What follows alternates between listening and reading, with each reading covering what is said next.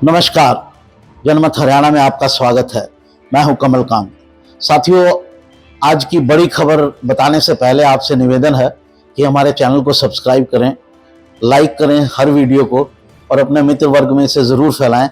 हम एक निष्पक्ष पत्रकारिता के वाहक हैं, ना इधर की ना उधर की। जो खबरें हैं आप देखते होंगे हमारी खबरों से, वो हम निष्पक्ष रहते हैं। तो निष्पक्ष पत्रकारिता को आगे बढ़ाने के लिए आपसे ये अनुरोध है।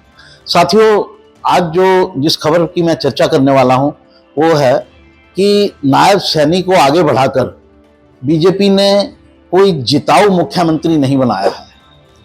जैसे जिस वजह से मनोहर लाल खट्टर को हटाया गया कि उनकी अगुवाई में नहीं लग रहा था कि इस बार विधानसभा जीता जा सकता है और उनको बदलने की ज़रूरत थी। देखिए, बदलने का एंटी इनकम्बेंसी हर मुख्यमंत्री के खिलाफ हो जाता है। आप हर किसी को खुश नहीं कर सकते। और मनोहर लाल खट्टर एक ऐसे मुख्यमंत्री थे जिसने हरियाणा की राजनीति की जो गंदगी थी उसको दूर करने की कोशिश की।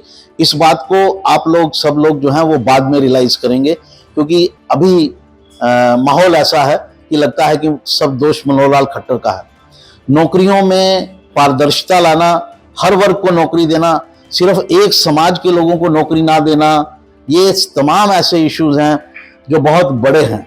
लेकिन अब वो चले गए हैं, लेकिन उनमें भी कुछ खामियां थी।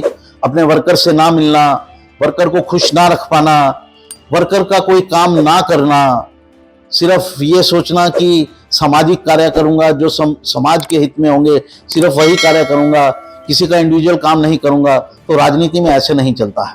राजनीति में जो वर्कर है वो अपना जीवन आपको दे रहा है, आपके लिए आगे बढ़ रहा है। आप सबको तो एमएलए बना नहीं सकते, सबको तो चेयरमैन बना नहीं सकते। सबको कितनी पोस्ट होती हैं? 90 एमएलए हैं, उसमें से 40-50 आपके हैं, 90 मान लीजिए जो हैं लोग। इतनी ही चेयरमैन की पोस्ट लगा लीजिए, 200 पोस्ट दे पाएंगे। लेकिन पार्टी में हजारों कार्यकर्ता काम करते हैं और बहुत बड़ी संख्या में काम करते हैं, और सब जो काम कर रहे हैं उनका भी कुछ गिव एंड टेक करना पड़ता है। तो अगर आप कहेंगे कि मैं सिर्फ समाज के लिए काम करूंगा, तो कोई बूथ पे खड़ा आदमी आपके लिए काम क्यों करेगा? वो तो इतना छोटा है। तो कुछ ना कुछ ऐसा व्यवस्था रखनी पड़ती है कि जिसकी वजह से गिव एंड टेक होता रहे, लाभ भी होता रहे, कुछ काम भी होते रहें। ये सब भी जरूरी है, जो मनोहर लाल खट्टर नहीं करते थे और जिसका खामियाजा उन्हें सामाजिक रूप से देखना पड़ा। अब जो उनके बदले में जो चुने गए हैं नायब सैनी, उनकी भी कोई छवि दबंग नेता वाली नहीं रही। पहले इस चीज पर देखते हैं कि बीजेपी की ये पॉलिसी है कि अगर हमारे मुख्यमंत्री के खिलाफ एंटी इनकम्बेंसी हो गया है और उसको जांचने के बीजेपी लीडरशिप के पास कई तरीके हैं, तो वो अपने ही जो लीडर को बदल देते हैं। इसका उन्हें कई बार लाभ होता है। जैसे उत्तराखंड में बहुत लाभ हुआ, फिर वापस सरकार आ गई। जो पार्टी को नुकसान हो रहा था वो दूर हो गया। लेकिन यही काम कर्नाटक में किया गया, उसका कोई असर नहीं हुआ। नए जो चीफ मिनिस्टर थे वो भी काम नहीं कर पाए। तो ये उसी तर्ज पर हरियाणा के सीएम को भी बदला गया है। लेकिन मेरा मानना है कि जो नए आने वाला व्यक्ति हो वो थोड़ा दबंग होना चाहिए।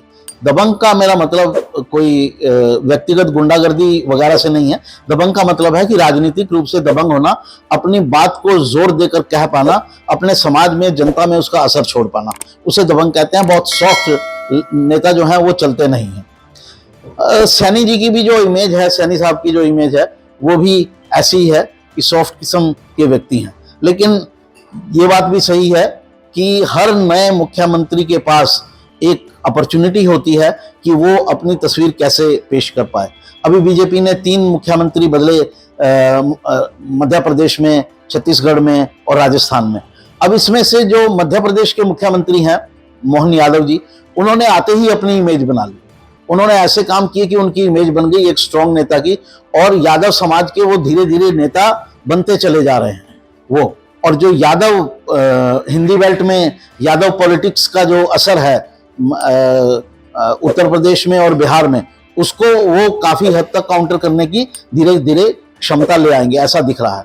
लेकिन बहुत से ऐसे राजस्थान के मुख्यमंत्री ने अभी तक कोई छाप नहीं छोड़ पाए हैं कि वो किस तरह के मुख्यमंत्री हैं।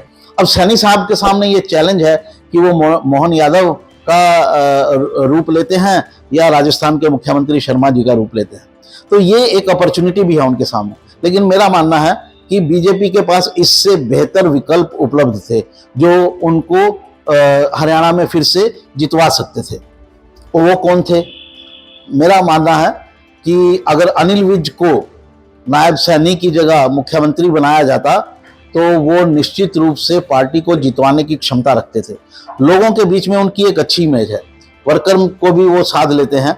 और मैं अभी एक नेता का बयान सुन रहा था कि अगर विज के पास जाइए आप तो वो अपने डिपार्टमेंट का काम तो करवा ही देते हैं, वो किसी दूसरे डिपार्टमेंट के काम भी हो तो उसको भी करवा देते हैं। तो ऐसी इमेज होनी चाहिए मुख्यमंत्री की कि काम करने वाला मुख्यमंत्री है, जनता के भी काम करता है। आखिरकार जनता के काम भी समाज के ही काम है, ये भी कुछ हद तक माना चाहिए। आप जो बहुत इंडिविजुअल बेनिफिट के काम है वो मत दीजिए, लेकिन जिनमें थोड़ा सा भी सामाजिक कंसर्न है, अब छोटी मोटी नौकरी में परिवर्तन या तबादला छोटा मोटा कर देना, ये कोई बड़े काम नहीं है, किए जा सकते हैं। लेकिन आपका वर्कर खुश हो जाता है, उसकी समाज में इमेज बनती है, वो भी अपने आप को दिखाने की क्षमता रखता है कि हाँ मैं भी कुछ हूँ, उसका भी एक जलवा समाज में रहता है और यही जलवा ही उसको फोर्स करता है कि वो आपके लिए काम करे। अगर उसके पास कोई जलवा ही नहीं रहेगा, वो भी आम वर्कर है, लोग कहेंगे आप काहे के बीजेपी के वर्कर हैं, कुछ काम तो करवा नहीं पाते, अगली बार हम आपको वोट क्यों दें, काम तो कोई होना नहीं है। तो भाई उसकी भी प्रॉब्लम्स होती हैं, ये खट्टर साहब शायद नहीं समझ पाए। अब सैनी साहब इस बात को कितना समझ पाते हैं ये देखने का विषय है। आज उन्होंने कार्यकर्ताओं को बुलाया है मिलने के लिए। पहली दिन के लिए एक अच्छा संकेत है कि आप कार्यकर्ताओं से मेलजोल बढ़ा रहे हैं और अपने कार्यकर्ता में जान फूंकने की कोशिश कर रहे हैं। फिर भी जो एडमिनिस्ट्रेशन के स्तर पर करना होगा उनके पास बहुत थोड़ा सा समय है, 4 महीने का मुश्किल से समय है, जिसमें 3 महीने जो हैं या 2 महीने जो हैं वो लोकसभा के चुनाव में चले जाएंगे। तो अपनी छाप छोड़ने के लिए उनके पास मुश्किल से 4 महीने का समय है और उनकी अब तक कोई छाप नहीं है। उनकी छाप एक मधुर भाषी व्यक्ति की है और जो छाप खट्टर साहब की होती थी, खट्टर साहब पर बाद में तो ये आरोप लगने लग गए कि उनको घमंड आ गया, वो किसी की नहीं सुनते हैं। तो उसी तरह से नायब सैनी की भी कोई अभी तक विशेष इमेज नहीं है, जबकि अनिल विज की एक इमेज थी कि हाँ ये काम करने वाले आदमी हैं। तो बीजेपी के पास ये अपॉर्चुनिटी थी कि अनिल विज को सामने ले आते और उनको मुख्यमंत्री बनाते। हालांकि उनको एक अनगाइडेड मिसाइल कहा जाता है, कभी भी नाराज हो जाएंगे, कुछ भी बोल देंगे, सामने पीएम या एचएम होंगे, मोदी या होंगे तो उनकी भी नहीं सुनेंगे, ये बात ठीक है।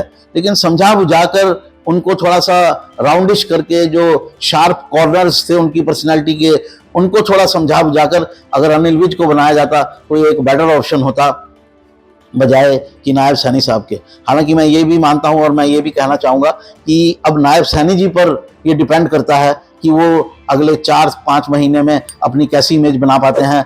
वर्कर को तो मुझे लगता है वो जोड़ लेंगे क्योंकि उनका जो पहला स्टेप है वो उसी दिशा में है, लेकिन जनता के बीच में एक ब्रॉडर जो इमेज है क्या वो उसको बना पाएंगे, एक अच्छे मुख्यमंत्री, काम करने वाले मुख्यमंत्री की इमेज बना पाएंगे जिसको अगले 5 साल मिलने चाहिए। इस एपिसोड में इतना ही। एक बार फिर निवेदन कि सब्सक्राइब कीजिए, अगर नहीं किया है तो लाइक कीजिए और अपनी मित्र मंडली में फैलाइए। नमस्कार।